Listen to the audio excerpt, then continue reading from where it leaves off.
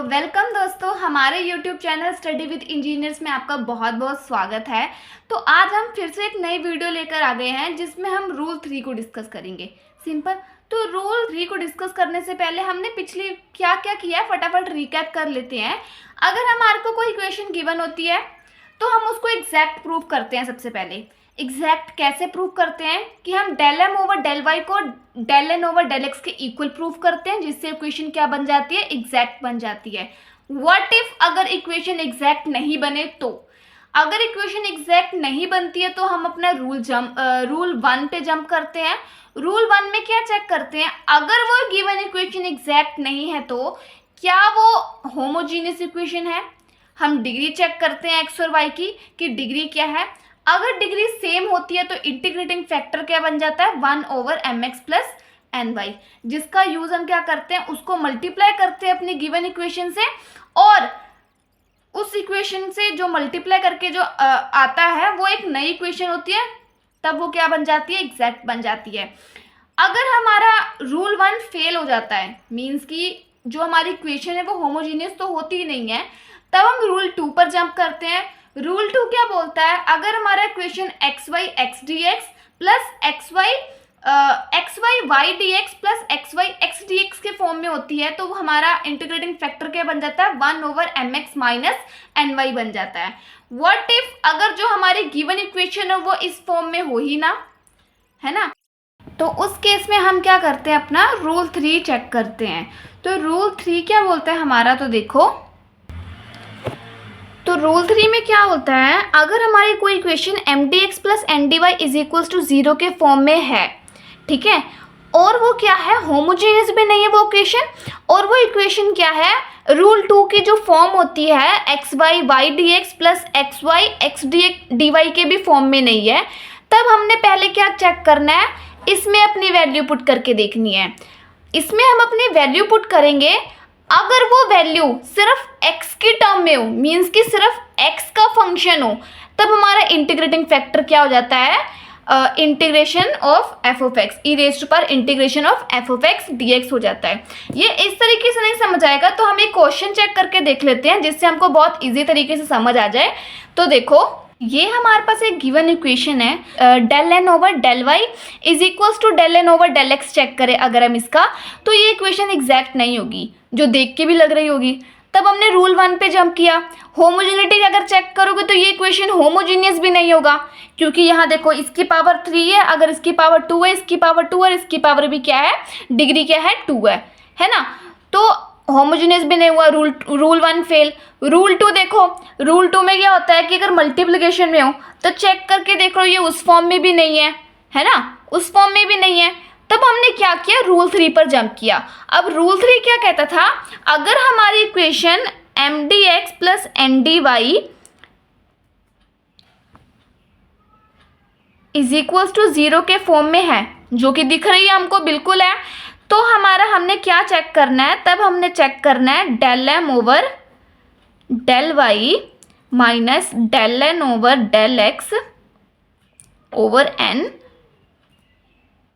किसके रिस्पेक्ट में है, मतलब अगर ये सिर्फ x के रिस्पेक्ट में है तब हमारा इंटीग्रेटिंग फैक्टर क्या हो जाएगा, E raise to power integration of F of X D x.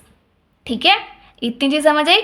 अब इसका del M over del Y और del N over del X निकालो, तब देखते हैं क्या आता है। ठीक है, अगर मैं वैल्यूज को कंपेयर करके m और n की वैल्यू लिखूँ तो देखो क्या आता है, मेरे पास m की वैल्यू क्या आएगी, F X cube plus 12x square plus 6y square, और n की वैल्यू क्या आएगी, 6xy। अगर इसके बाद में अगर del M over del Y find करूँ अपना, तो देखो मेरा क्या आता है, del M over del Y मेरा क्या आएगा,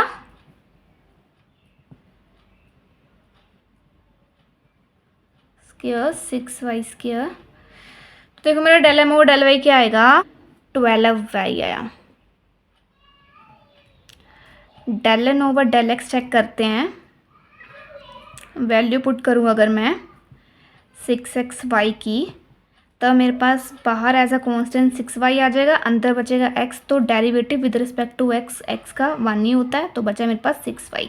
तो आपने चेक करके देख लिया कि del m over del y del n over del x के इक्वल नहीं है, तो होमोजीनियस भी नहीं है, रूल 2 जैसा भी नहीं है।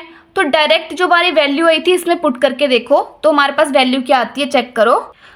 अगर मैं अपनी वैल्यू इसमें पुट करूँ तो मेरा क्या आएगा, 12y minus 6y over 6xy is equals to, क्या बचा मेरा, 6y over 6xy, cancel out करके मेरे पास बचा 1 ओवर x। तो आप देख रहे होंगे जो हमारी वैल्यू आई है वो सिर्फ x की टर्म में आई है, y का कोई भी टर्म है, कोई भी टर्म नहीं है। तो मतलब कि ये f ऑफ x के इक्वल आई है, x की टर्म में आई है। अगर जो हमारा ये वाली वैल्यू x की टर्म में आई है तब हमने क्या चेक करना है कि जो हमारा इंटीग्रेटिंग फैक्टर होता है वो क्या बन जाता है हमारा, e raise to power integration of f of x, जो कि वैल्यू क्या आई है हमारी 1 ऑफ x। अब मैंने आपको पहले भी बताया हुआ है कि इंटीग्रेशन 1/x का क्या होगा, इंटीग्रेशन 1/x का डायरेक्ट होता है log ऑफ x, है ना, log ऑफ x। और e और log की क्या होती है, आपस में बहुत बुरी दुश्मनी होती है, तो e log से आपस में कैंसिल हो जाता है। ये चीज़ आप रट्टा मार के रखो कि e अगर log x होगा तो e log x से कैंसिल हो जाएगा और जो टर्म आएगी सिर्फ वही बचेगी, ठीक है। तो हमने इंटीग्रेटिंग फैक्टर भी अपना फाइंड कर लिया है, तो आगे चलते हैं क्या होता है। इंटीग्रेटिंग फैक्टर आने के बाद हमारा नेक्स्ट स्टेप हमने क्या चेक करना होता है कि जो इंटीग्रेटिंग फैक्टर होता है उसको हम अपनी इक्वेशन से मल्टीप्लाई करते हैं, पूरी इक्वेशन से जो हमें गिवन होती है, और जो वैल्यू आती है वो हमारी नई इक्वेशन होती है। तो आप इस इंटीग्रेटिंग फैक्टर की वैल्यू को अपनी इक्वेशन से मल्टीप्लाई करो अपनी कॉपी पे और चेक करो कि आपकी क्या वैल्यू आती है। अगर मैं अपने इंटीग्रेटिंग फैक्टर को अपनी इक्वेशन से मल्टीप्लाई करूँ तो देखो मेरी क्या वैल्यू आती है, x4 12x cube plus 6xy square dx plus 6x square y। मैंने अपनी पूरी इक्वेशन से मल्टीप्लाई कर दिया। यहाँ से del m over del y की वैल्यू निकालो, del n over del x की वैल्यू निकालो और देखो कि ये जो हमारी गिवन इक्वेशन आई है नवी वो एग्जैक्ट है या नहीं है। तो मैं डायरेक्ट फाइंड करके बता देती हूँ एग्जैक्ट है या नहीं है, आप लोग अपनी कॉपी में फाइंड करके देखो एग्जैक्ट है या नहीं है, ठीक है। सेम मैंने यहाँ पर del m over del y और del n over del x की वैल्यू चेक करके देखी है जो कि इक्वल आई है। तो इसको थोड़ा समझने की कोशिश करो। मैंने यहाँ से m की वैल्यू फाइंड करी और n की वैल्यू फाइंड करी है, और डेरिवेटिव अब तक आपके लिए बहुत आसान हो जानी चाहिए क्योंकि बहुत ही सिंपल डेरिवेटिव है जो हम पहले वीडियो से करते आ रहे हैं, ठीक है। तो हमारी वैल्यू क्या आई है, सेम आई है। अगर हमारा एग्जैक्ट हो गया है, सेम आने का मतलब यही हो ना कि ये जो हमारी गिवन इक्वेशन आई है वो क्या हो चुकी है, एग्जैक्ट बन चुकी है। अब हम ना, हमारा आखिरी काम क्या है कि हमें ये इसका जो क्या है सोल्यूशन फाइंड करना है ना। तो हम डायरेक्ट सोल्यूशन पे जंप करते हैं। सोल्यूशन क्या होगा इसका चेक करते हैं। सोल्यूशन फाइंड करने के लिए हमारा फॉर्मूला क्या होता है, इंटीग्रेशन ऑफ mdx जिसमें y क्या होता है, कांस्टेंट होता है, plus integration of terms of n not containing x dy is equals to c।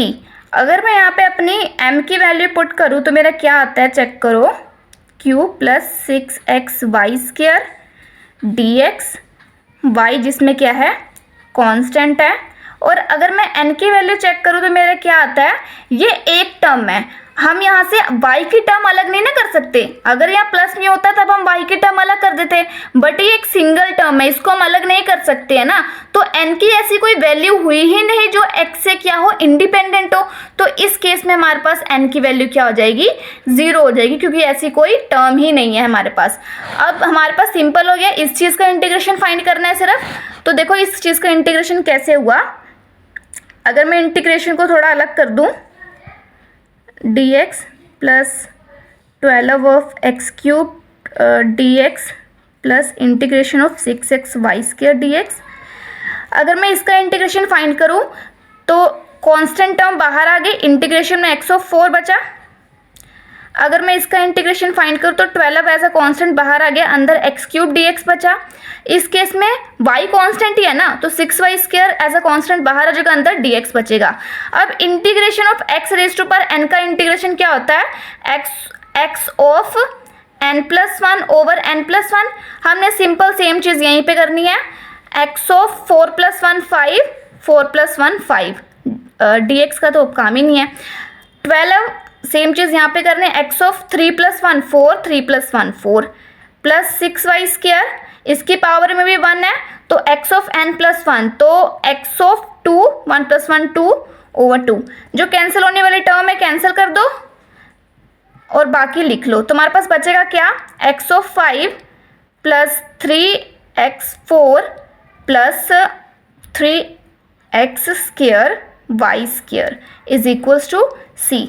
तो ये क्या हुआ हमारा, ये हुआ हमारा जो हमारे क्वेश्चन हमने लिया था उसका क्या हुआ, सोल्यूशन हुआ। तो ये हमने आज रूल 3 डिस्कस किया था।